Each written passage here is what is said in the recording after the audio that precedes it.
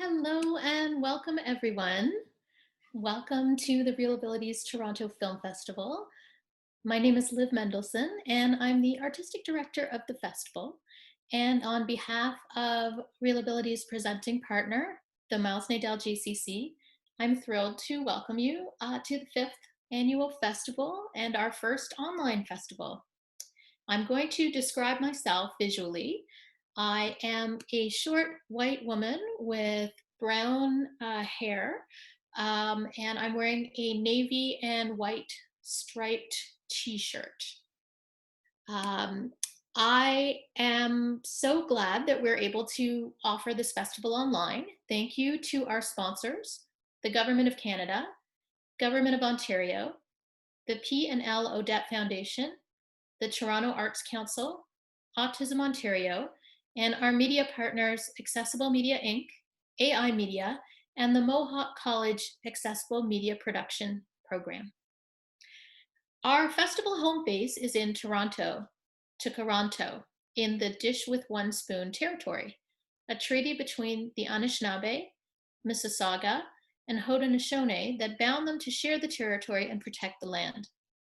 We acknowledge the diversity of the First Peoples of this area and honor them as stewards of this land, builders of communities, and shapers and keepers of culture. Wherever you are watching, take some time to consider the territory that you are living on. We also encourage you to check out the work of and support our friends at Imaginative. Imaginative is the world's largest presenter of Indigenous screen content. This event is co-presented by our friends at Autism Ontario and Holland-Bloorview Kids Rehabilitation Hospital. We thank them for being our community partners tonight. Please note that CART and ASL are available for this event. To view the captions, please click on the CC button at the bottom of your screen. Thank you to Ryan Kraft and Amanda Hyde, our interpreters tonight, and to Connor, our captioner. It has been a wonderful week of films, panels, and workshops, and this event might be the one I have been most excited for. We have with us the winner of our first annual Sandra Carpenter Student Film Award, Aidan Lee. A huge congratulations to Aidan, and what a beautiful film. 16-year-old Aidan's film was selected from both high school and post-secondary entries from across Canada. A little about this award. Sandra Carpenter, who recently passed away, was a disability rights visionary in Canada. She was the first executive director of the Centre for Independent Living and truly an extraordinary leader. She was also a huge supporter of disability culture, and incidentally, she formed the first Students' Council when she was at Holland-Bloorview as a child. So there's some lovely symmetry and a nice thread because how fitting it is for us to bring together our award winner, Aidan Lee, with members of the present day Holland-Bloorview Youth Advisory Council for a discussion on disability, arts, and the future of disability culture. It is my huge pleasure to welcome our moderator, Ty Young. We adore Ty, and he has been part of our festival for a number of years now. Ty is in 10th grade at Unionville High School in the Drama Arts program.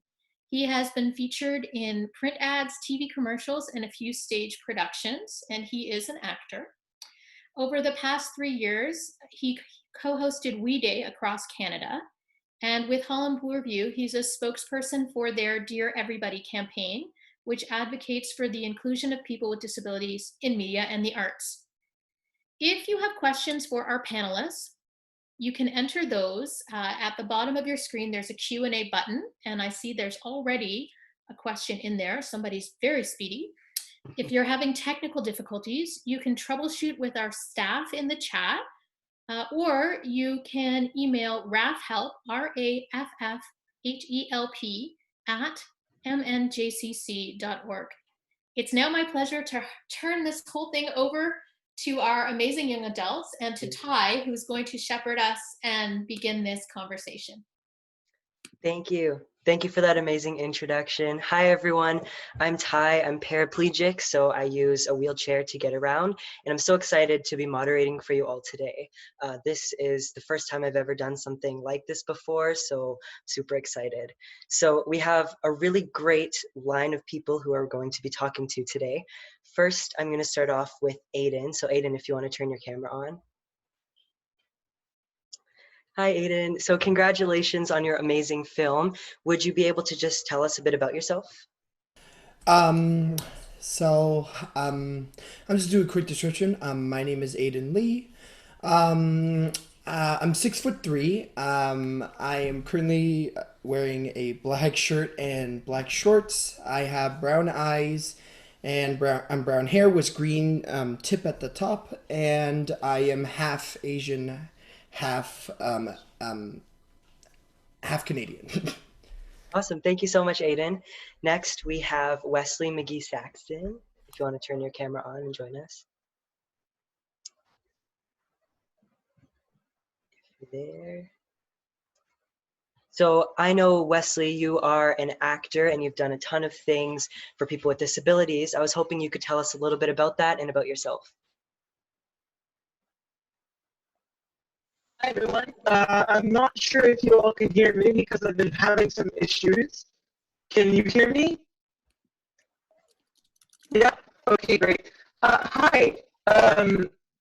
My name is Wesley McGee Saxton. I'm a fourth year acting student in the Acting Conservatory at York University. Um, for some stuff that I've done, you can actually catch me in a television show on Netflix called The Pony Sitters Club. And if you have young kids that love animals, you might want to introduce them to that show.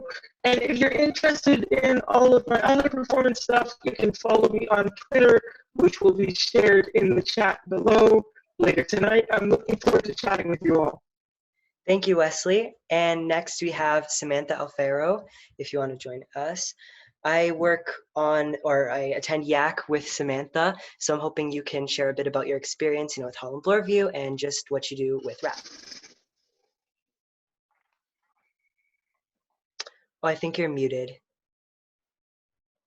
Sorry about that. No worries. So my name is Samantha, and just a quick physical description of me. I'm fairly short, and I have dark brown hair, and I'm wearing glasses that have navy blue frames, and I'm wearing a pink t-shirt. So just a little bit about who I am. I am actually a student at U of T Scarborough, but I'm planning to graduate in June. And in terms of Holland-Bloorview, I've been a volunteer and a client there for so many years, and it's really been a special place for me. And I don't know where I'd be without them. So this is Holland-Bloorview is a very important place for me. And Real Abilities, I've been volunteering. This is my second year volunteering, and I really enjoy it. So I'm excited Amazing. Thank you so much. Okay, so I think we can jump right into the questions. So Aiden, I think I'm going to start with you. First of all, congratulations on winning your award and this incredible film. Watching it was awesome, and I just love to see all of your art. That was amazing. So I just wanted to ask you if you could tell us a little bit about the process of creating the film and what that was like.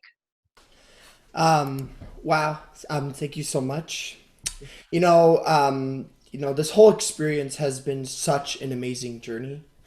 I was really inspired to put together my story. The art process I have, and I express it through. I guess I'm expressing it through this new medium because usually I use a painting as my medium. I use painting, and using documentary. It's a learning curve, but it was still a interesting. It was overwhelming at times. I had to make sure that you had to do the recording at the right day, the colors and the lighting and the music, all the stuff. But it was really important to me that what was most important is that I conveyed a strong message. Good, good, yes. And with that message, what's something that you would want, the viewers to take away from it and learn? I guess a really strong point that I would want to get across is that I really want people to celebrate their differences. You know, use what makes you special and unique, and even what challenges you to drive you forward. You know, you gotta make a difference, and you gotta make the world a better place. That's what I have. That's what I would usually say. Amazing. Thank you so much. Okay, so now I'm going to ask Wesley a question. So Wesley, I know you've done a lot of film, as you said, you were in your show, which is on Netflix. So can you tell us a little bit about why, representation is so important, whether that be, for people with disabilities, within the media, within festivals just like this? What does it mean to you? First of all, Aidan, I want to say that your film was absolutely fantastic, and I was floored by it, and it's absolutely amazing.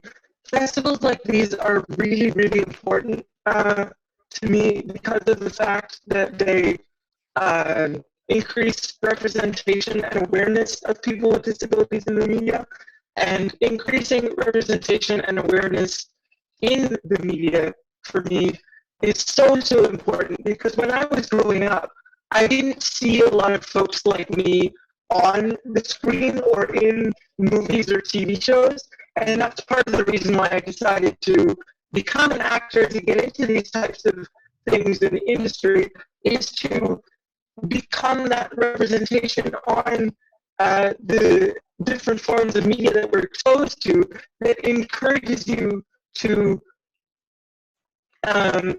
be yourself and accept your exceptionalities and use what makes you you to generate the best art that you can and have the best life that you can. Yeah, I love that. And that goes exactly with what Aiden was saying with his message and his video. So that's awesome. So I know a film festival just like Real Abilities does so much to showcase all people of all different abilities. And Samantha, I know you've been a volunteer as a part of it for the past few years. So why do you come back every year? What's so special about it for you?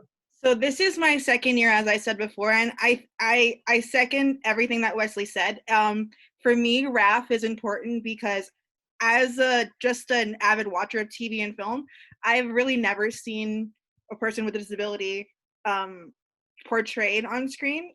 So therefore, like, I never really saw myself.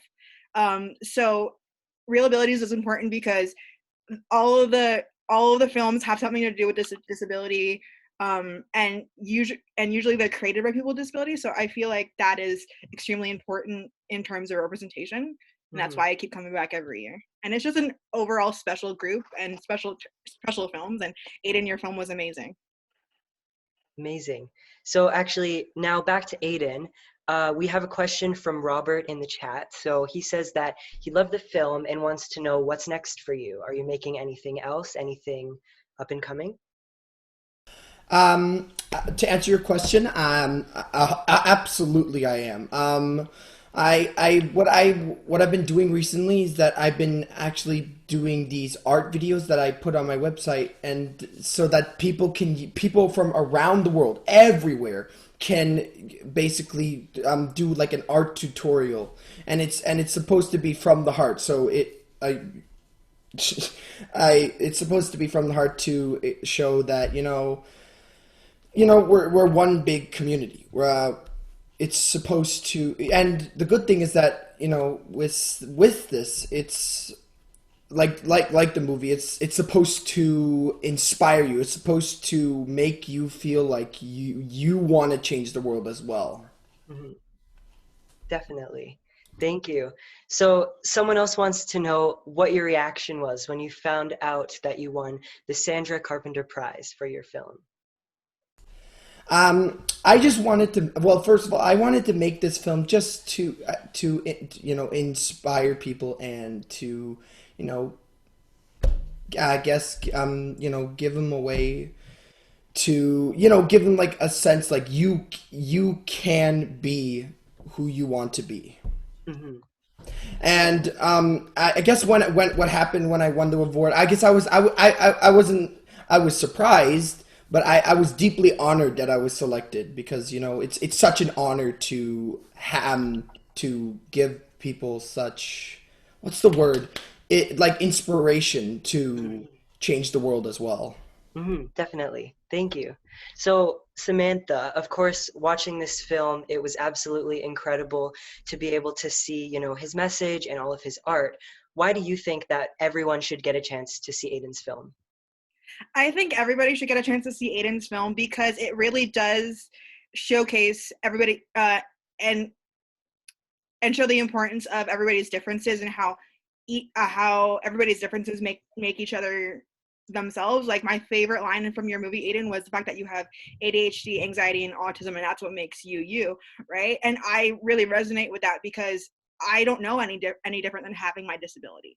Like, that is a large part of who I identify as. Like, I don't know any different. So, and that's what, and thinking back to youth advisory too, everybody there is different, but we all as a collective make a big impact. So I feel like celebrating everybody's differences is very important, and it enriches everybody's experiences. Amazing. Yes, I absolutely agree with that. And Wesley, do you have anything to add? I just wanted to say how much I love the fact that you used one of your physical art pieces in to describe the importance of accepting everything that you come with, everything that you are, everything that you bring to the table in your own life and artistically speaking, and the importance of recognizing, to go along with how you said it, to go along with the importance of recognizing every single color and shade on the canvas. That was absolutely incredible. Yeah, I took away so much from it that I'm having a hard time putting into words right now. That's okay. Yeah, I agree. I think that, it's a really good representation of just all people, and it's something that everyone should be able to hear. It's a message that should be heard, and it's something that people can learn a lot from. So I'm seeing in the chat, a lot of people are curious, Aiden, do you sell your paintings at all, or is there any way for someone to be able to get your paintings? Oh my goodness. I really get this question a lot. Here's the thing. Usually with paintings, when I create a painting, I usually create the painting based on my emotions and how I'm feeling like on that specific day. What I like doing usually is that if somebody wants a painting, I want to create that painting that is specifically made for them, their emotions, their feelings, what their favorite things are. And hold on, I have a website. So if you guys do want to see it, hold on, let me quickly type that in. Put it in the chat. Yeah, I'm quickly putting that in now. Awesome. Basically, you just send me a mail or send me a message, and I will definitely try to create. Well, first I'll have a talk to you to learn about what you like and what you do for like a living, and basically create something specifically made for you. I love that. Thank you so much. I think art is so important to be specific because everyone is different, just like you said in your film, and I don't think everyone can benefit the same from just one piece of art. So that's awesome. So for all of you, is there a certain type of art, like for Samantha and Wes, that you do that really lets you express yourself? I can go. I think for me, my main kind of what's the word? My main piece of art that I usually do is writing. That's been instilled in me from a very young age, whether it be journals or whether it be school stuff or anything like that. I always find peace when I'm writing. I can freely write anything I want without any judgment or anything like that. So it's always been writing for me. Awesome. How about you, Wesley? I like to think of myself as kind of a multidisciplinary artist. I dabble a lot in like various forms of art, but if I had to pick, let's say two that I mainly function in, I mainly function in acting, one, which is the one I'm studying, and then I also choreograph and dance as well. And I find that is a fantastic way for me to express myself, especially because I, in years prior, have had issues with not seeing myself as a mover or a dancer. So being able to continue in that aspect of artistic creation and sort of prove myself wrong is really important to me. Amazing, thank you. So we have another question from Robert again in the chat. So he's wondering, as younger people with disabilities, do we see the world as changing, or do the barriers seem to be staying the same? Maybe Samantha, do you want to try to answer this one? That's difficult, because for me, I don't know whether it's just maybe because I don't use any sort of physical, like any sort of assistive device, that I see barriers, but it's more construction for me. Like for me, when I'm walking down the street, I see grooves in the sidewalk. I will trip no matter what, but I don't really see how that can get changed, whether how that can change aside of being diligent with construction. But definitely, so that's kind of my thoughts on it in terms of, but I think acceptance is on its way. Like I have been very lucky in the fact that I haven't kind of experienced any sort of negative experiences and a negative talk towards me or my disability. It's always been very accepting. Yeah, so good. Just my experience. Yeah, I definitely think that, a lot of people's minds are beginning to change, but I think that there is definitely a long way to go. And, personally, I do believe in the representation part of it being a massive part of how people with disabilities are viewed. And that's why it's so important to be included in things like film. I know, Wesley, you might be able to add something about that.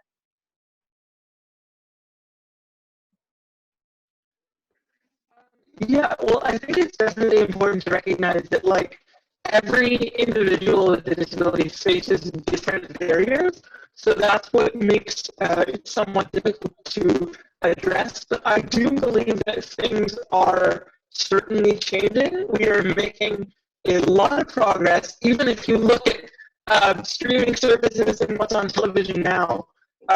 There are so many, many more actors and creators and writers and directors that have disabilities of some kind, and we're slowly seeing more and more productions that are being more faithful to our lived experiences, and I think that's a hallmark of the change that is beginning to happen. But it's important to note that it's only beginning to happen, and that we need to get behind this ball that's rolling and keep pushing it.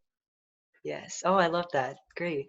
Okay. And then Aiden, could you maybe give us another piece of words of wisdom of something that people can do, to help make the changes that you want to see? Wait, so for the question, yes, the world is changing, but all of us here right now, we are the change makers. We are the ones that will change the world to make it better, to improve, and to, I guess, to make everybody together as a whole, as a community. Definitely. Thank you.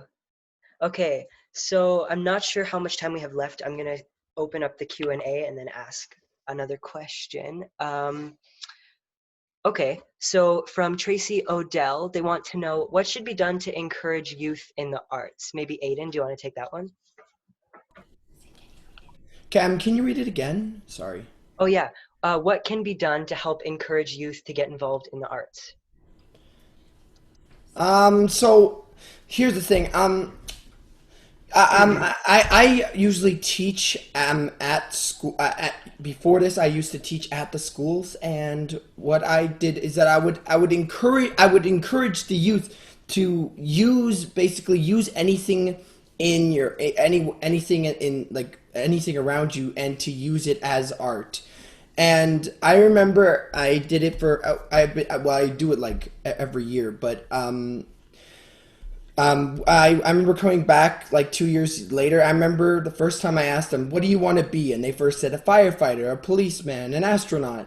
But 2 years later, they were like 70% of them wanted to be a ballerina, a cook, an artist, and those are all types of arts. You know, painting is an art style, but dancing, acting, there's so many. Singing, it's just, you know, it's you want to, and you don't need to start young, but you basically you just get them introduced to it and slowly build up. For sure. Yeah, there's all kinds of art, and I think that you just got to find your calling, and then that will help you, just like painting helps you. So, Wesley, do you want to try to answer that? Maybe how you can encourage people to get involved for youth? For sure. So to go off of what Aiden so beautifully just said, I think it's really important to continue to hold space, especially for younger folks when they're getting into the arts, to continue to hold those casual spaces in like community centers, in schools, in other platforms, even over Zoom in these current difficult times, because I find when folks have the opportunity and the encouragement to get into things, when it doesn't seem so daunting or inaccessible, that encourages folks to get into the various arts more. Like when you first start writing and when you first start writing, when you first start painting, you're not going to be a Picasso right away, but that's okay because you don't have to be. Just pick up tools, utensils, and try something. That's how you get into art. Is you just decide to try something. Doesn't have to be good. Just do it. Thank you, Wesley. That was amazing. And I just want to ask Samantha a quick question. And I don't know if you can answer this one, but we just got it in the chat. So is there any artists with disabilities that have inspired you at all that you have seen? Anyone you can think of? Um, so for me, I really haven't come across young artists with disabilities. Okay. But I will say, again, bringing it back to Real Abilities and just being around you, Wes, Ty, and Aiden, you guys are all kind of been my inspirations, and seeing seeing everybody in Real Abilities has been really great for me. Just because, again,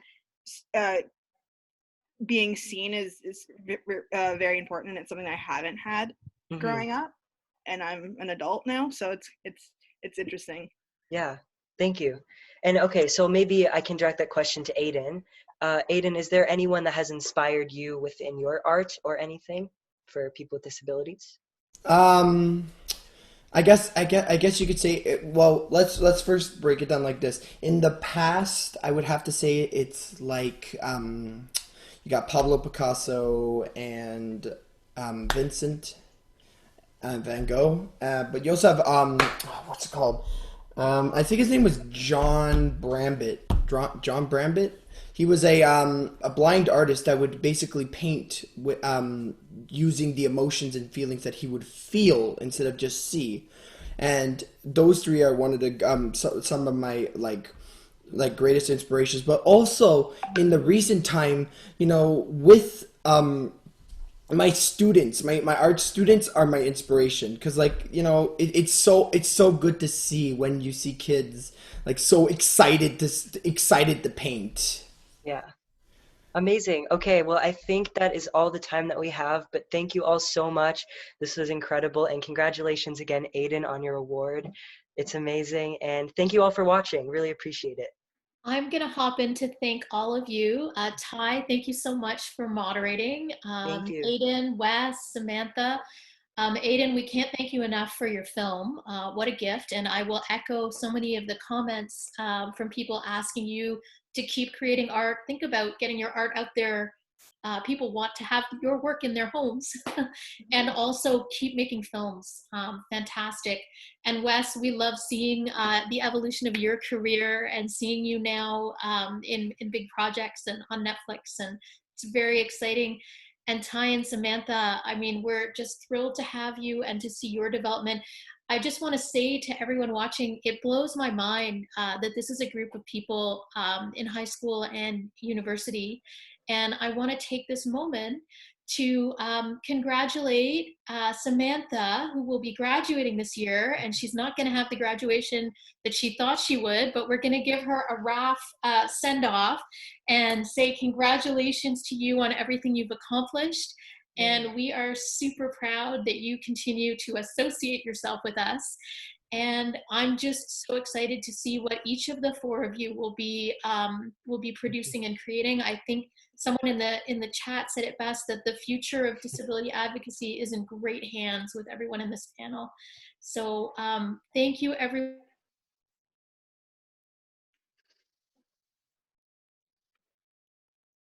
Oh, we might be a bit. Note, and with a look at the future of disability arts, really excited.